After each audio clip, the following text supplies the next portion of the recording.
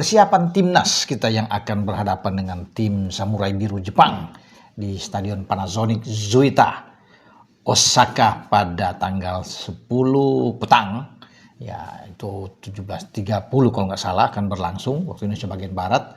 Dan tim Garuda kita kemarin sudah mendarat di Osaka, tiba dengan selamat, langsung ke hotel istirahat, dan hari ini mereka akan memulai latihan dipimpin oleh Patrick Kluivert dan para asistennya, Daniel Ansat, Alex Pastoor, Gerald Van den Berg, tentunya untuk mempersiapkan game plan, taktik, strategi menghadapi tim asuhan Moriyasu, ya pelatih kepala tim Jepang.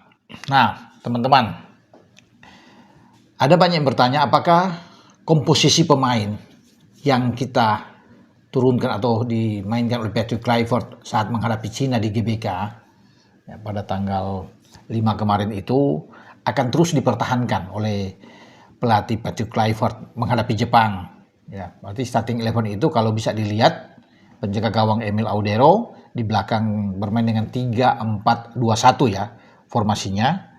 Ya, di belakang itu 3 kita sudah tahu bersama, dipimpin kapten kesebelasan Jay Itzes, Rizky Ridho dan Justin Hubner. Kemudian mendorong Jakob ya Sayuri ada di kanan, dan juga Calvin Verdong di kiri untuk mendampingi dua gelandang kita, Joe Pelupessy dan Tom Hai. Sementara dua pemain lagi yaitu Egy dan Kakariki, ya Riki Kambuaya, itu bermain di belakang striker oleh Romani. Itu komposisi ya, skema yang ditampilkan oleh Patrick Kluivert sebelum ada 5 pergantian di babak kedua ya, kita tahu bersama. Nah, komposisi ini kah yang tetap akan dipertahankan melawan Jepang?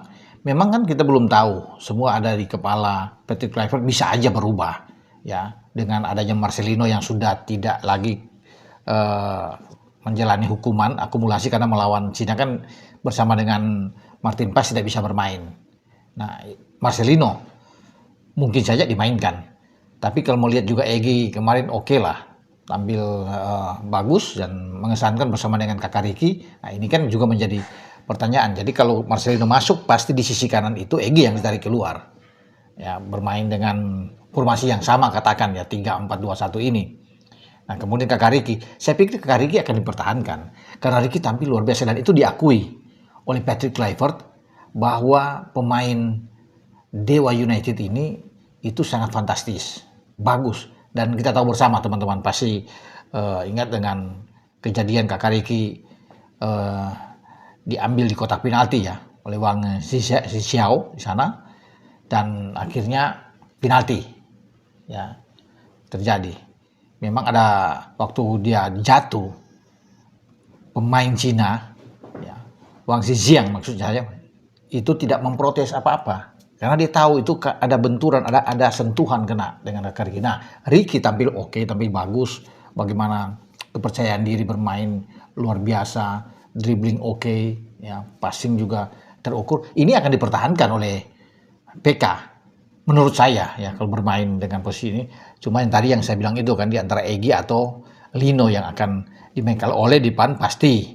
Ya, saya rasa tidak tergantikan lah oleh bermain di lini serang. Nah, 4 di gelandang itu juga mungkin tidak akan berubah. Kalau bisa melihat ya, ini Jepang tim yang kuat, apapun yang ditampilkan oleh Jepang dengan pemain lapis kedua mereka, seperti ketika menghadapi Australia dan mereka kalah 1-0, ya tetap tim yang kuat. Tim peringkat 15 dunia ini kan tidak bisa diragukan lagi akan kekuatan mereka.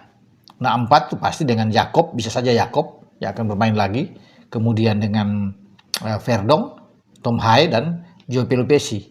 Jika ada pergantian ya di sisi kanan, bisa saja Kevin Dix yang masuk duluan. Tapi melihat kemarin babak pertama ketika melawan Cina, Jakob juga bermain oke ya. Ya saya pikir bisa saja Jakob kembali dipertahankan ya untuk bermain di posisi tengah.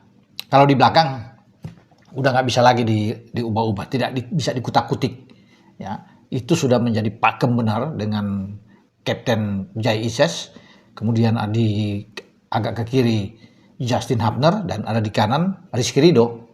Nah, tinggal penjaga gawang juga yang kita lihat. Kembalinya Martin Paes, apakah Martin Paes akan langsung bermain ya atau dengan Emil Eudero. Emil tampil oke, tampil bagus kemarin. Ada satu momen yang sangat krusial ya, tembakan dari Wang Yudao itu dari luar kotak penalti keras sekali. Tapi Emil masih dengan gerak refleksnya masih bisa menahan tembakan pemain muda dari Cina tersebut sehingga gagal untuk bisa menghasilkan gol ya. Dan dia tampil ya diakui juga oleh PK bahwa Emil bermain dengan sangat baik dan clean sheet. Tapi semut berbalik lagi ke PK. Apakah Paes yang akan dimainkan lebih dulu atau dengan Emil, karena ini kan punya kekuatan yang saya pikir sama di antara kedua.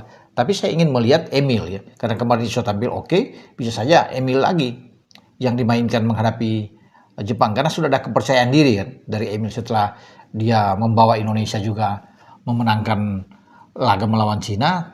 Tentunya dia ingin dimainkan walaupun dia menyerahkan itu keputusan ada di pelatih ya bukan berarti dia mau untuk dimainkan lagi, dia serahkan ke pelatih dan pelatih akan menentukan. Kalau dipercayakan pasti Emil akan main ya. Paes juga kalau dipercayakan Paes akan main. Jadi tidak akan ada perubahan besar teman-teman untuk menghadapi Jepang. Oke, dengan saya Bung Ropan berbicara.